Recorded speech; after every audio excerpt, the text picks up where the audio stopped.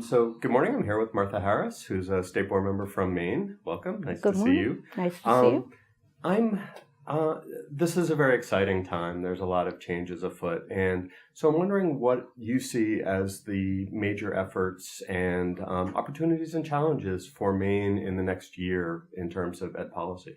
Well, we obviously have ESSA and the implementation of that, which is always the most difficult part. So we're involved with that, and we have some other initiatives such as our CTE program. So career and technical ed, you've been focusing on career ed and technical ed. Tell me a little bit about that plan and that policy and what it emphasizes. Well, we have a crisis in the workforce in Maine, as a lot of people do, and we have a lot of skilled jobs that are going unfilled. And so we're very interested in being able to get career and technical education even earlier than we have it right now. Right now it's juniors and seniors in high school that are able to access those programs, and they're wonderful programs. They come out with certificates. A lot of them can get immediate jobs in different areas. But we're talking about wanting to move it back to earlier in high school, and our acting commissioner has been even talking about moving it back into middle school so that we can get our students more interested in those types of careers earlier on. I see. And so how is the state board thinking about supporting the movement back of career and technical education? Well, we actually had a workshop a couple of years ago where one full day was focused on career and technical education. Mm-hmm. And you may not know, but Maine, the state board doesn't really have a lot of power. We have specific abilities to be able to do specific things, but other than that, we are able to suggest policy, etc. But we really I felt we really moved the needle 2 years ago when we had this focus, and we had a lot of people from the technical centers because we have two different ways that they do them and so on, and we had lots and lots of suggestions, and it appears that it has gotten to the forefront of the legislature, the governor's office, and Department of Education. The Trump administration quite clearly is gonna devolve a lot of power and authority down to states. And I'm wondering if that's going to create a shift in Maine in terms of the role of the state board. Well, we're talking about that actually with the people who are on the Ed Committee of the legislature, because they have twice asked one of my members who have presented testimony in front of them, what can we do to help support the Board of Education? And we're telling them we need an executive director because we've never had one. Our members are all volunteers, and we have an administrative assistant who's wonderful, but cannot do the kinds of things that an executive director could do.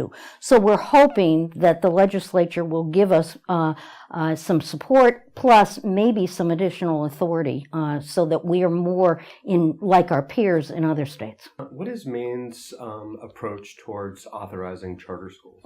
What we do is we have a charter school commission. 3 members of the State Board of Education are on that commission, and they nominate 4 other people to be members of that commission. The commission has total oversight over those charter schools. They send out RFPs, they review all of those, they determine who to interview and so on, ultimately authorize and enter into contracts with them. And then they have huge oversight in making sure that they are producing what they promised they would produce and giving our students what they need. So we're more hands-on than a lot of states. And so how does the accountability system for charter schools differ from accountability for other schools in Maine? Well, it has a different oversight board. Mm-hmm. That's the first thing. And I have not been on the Charter Commission, but however, I think the people who have been very clear that they want to make sure that the same rules and regulations that apply to regular public schools. We have to remember charters are public. So it's just different. It's rather than the Department of Education doing the oversight, it's this charter commission, and they're much more hands-on. I see. And so what are some of the things that you've learned through that experience of both learning from other states and from your own experience in creating this particular commission that oversees charter schools? What are some policy takeaways from that? Well, we like what we have. Our charters have been very successful. We're just in our second go-round. Two of the charters are being reauthorized. They're 5-year authorizations.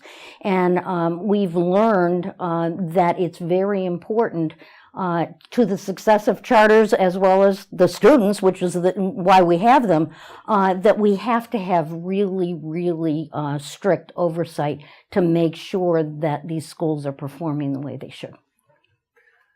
So what would you recommend to a researcher who wants to use their professional work to improve the policy environment?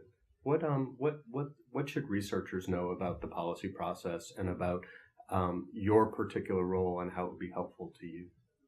Well, it's really helpful to have someone focus on what we're interested in at the time. There's so much research out there, and quite frankly, oftentimes you can find research that says opposite things. And so it would be really helpful to have targeted research abilities, because we all want to do best practices, and how do we know what those are unless we have targeted research? Very good. Martha, thank you so much for talking with me this morning.